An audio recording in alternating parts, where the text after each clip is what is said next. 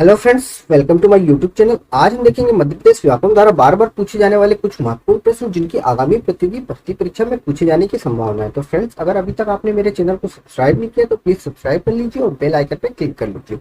और फ्रेंड्स, अगर आप टेस्ट सीरीज परचेस करना चाहते हो तो इस एप्लीकेशन को डाउनलोड करके टेस्ट सीरीज परचेस कर सकते हो। और फ्रेंड्स, अगर इस एप्लीकेशन में आप योगेश 50 का कोड यूज करेंगे तो फ्रेंड्स आपको 50% ऑफ मिल सकता है। तो फ्रेंड्स, स्टार्ट करते हैं हम। तो फ्रेंड्स, पहला इंपॉर्टेंट क्वेश्चन है, भारत का राष्ट्रीय गीत है। तो फ्रेंड्स, हम सभी जानते हैं भारत का राष्ट्रीय गीत कौन सा है फ्रेंड्स, ये है वंदे मातरम। और फ्रेंड्स, अगर हम वंदे मातरम की बात करें तो इसकी जो रचना की थी फ्रेंड्स, इसके जो रचयिता थे कौन थे? बंकिम चंद्र चट्टोपाध्याय जी।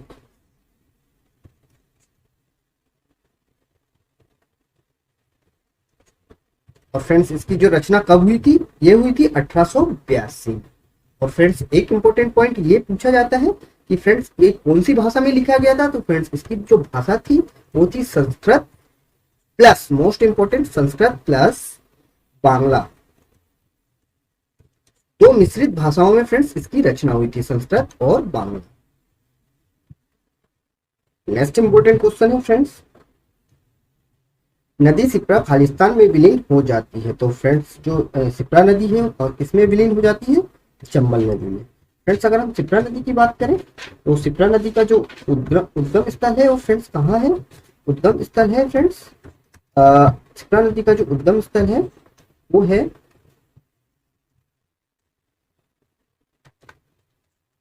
इंदौर के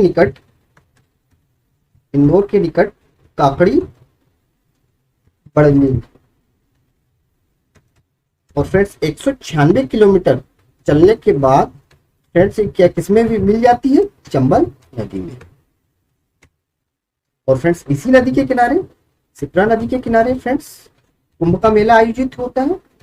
कुंभ का मेला आयोजित होता है फ्रेंड्स हर 12 वर्ष के बाद। और फ्रेंड्स, इसी के किनारे कौन सा शहर है?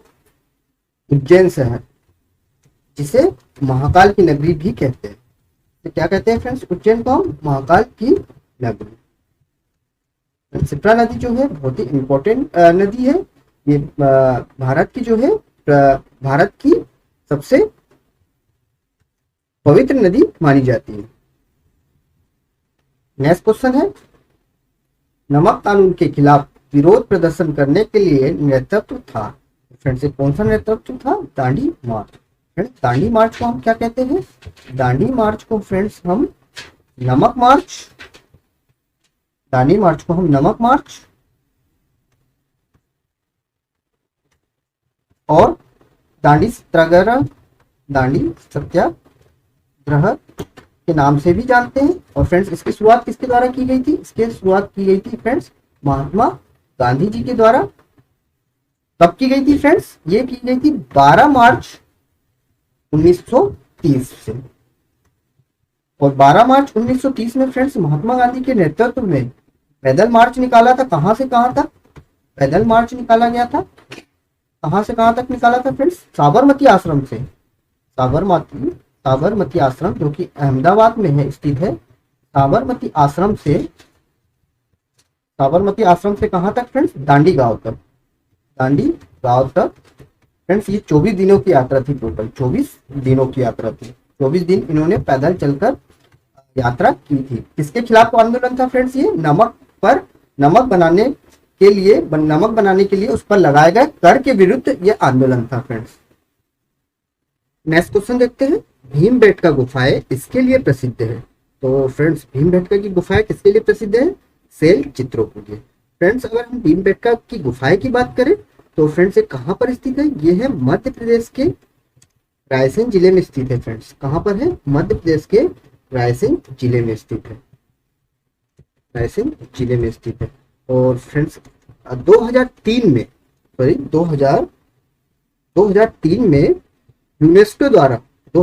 में यूनेस्को द्वारा इसे विश्व धरोहर स्थल घोषित किया गया है। विश्व धरोहर स्थल घोषित किया गया है फ्रेंड्स। और यह जो है इसका नाम भीमबेटका इसलिए है फ्रेंड्स क्योंकि ये महाभारत के चरित्र जो भीम था, भीम थे उनसे संबंधित है, इसीलिए इसे भीमबेटका की गुफाएं कहते हैं। और एक इम्पोर्टेंट पॉइंट और याद रखना होगा आपको इसमें, यह जो चित्र है, इसमें जो चित्र बनाए गए हैं फ्रेंड्स, जो शैल चित्र बने हैं वो किससे संबंधित है, किस काल से के समय का माना जाता है, ये भी क्वेश्चन पूछ सकते हैं। तो ये पूरा पाषाण इसके जो शैल चित्र है पूरा पाषाण काल से मध्य पाषाण काल के समय का माना जाता है, मध्य पाषाण काल के समय का माना जाता है। तो इतने इंपॉर्टेंट पॉइंट आपको याद रखने होंगे भीमबेटका।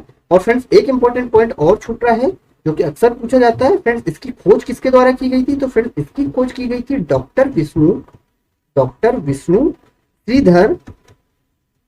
श्रीधर वाकनकर जी द्वारा। और फ्रेंड्स कब की गई थी, 1957 में।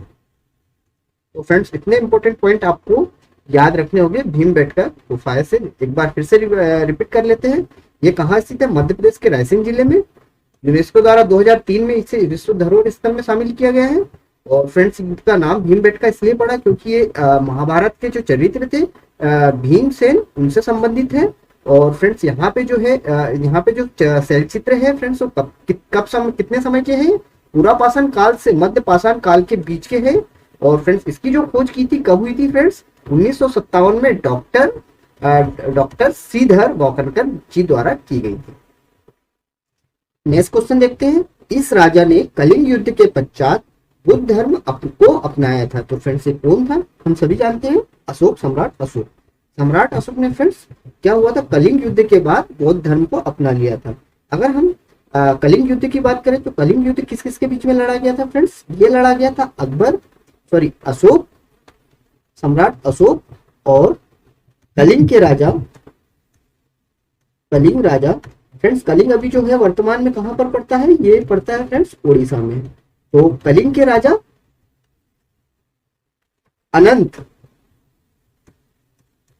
पद्मनाभन के बीच लड़ा गया था। सम्राट अशोक किस के बीच में, सम्राट अशोक और कलिंग के राजा अनंत पद्मनाभन के बीच लड़ा गया था। और कब लड़ा गया था, ये लड़ा गया था 262 से 261 ईसा पूर्व के बीच में। और फ्रेंड्स इसके जो परिणाम थे वो बहुत ही विनाशकारी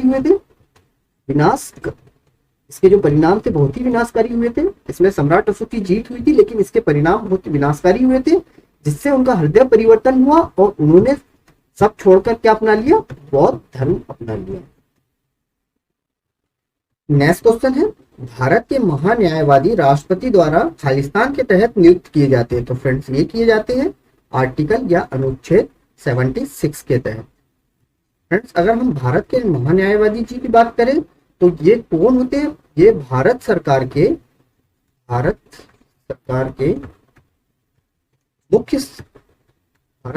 मुख्य कानूनी सलाहकार होते हैं,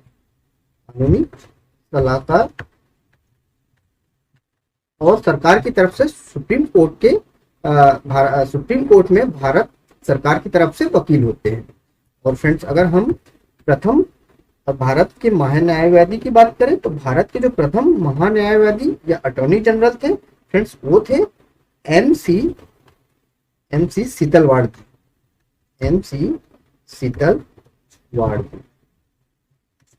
भारत के प्रथम महान्यायवादी थे या अटॉर्नी जनरल ऑफ इंडिया थे, एमसी सीतलवाड़ थे। और अभी एक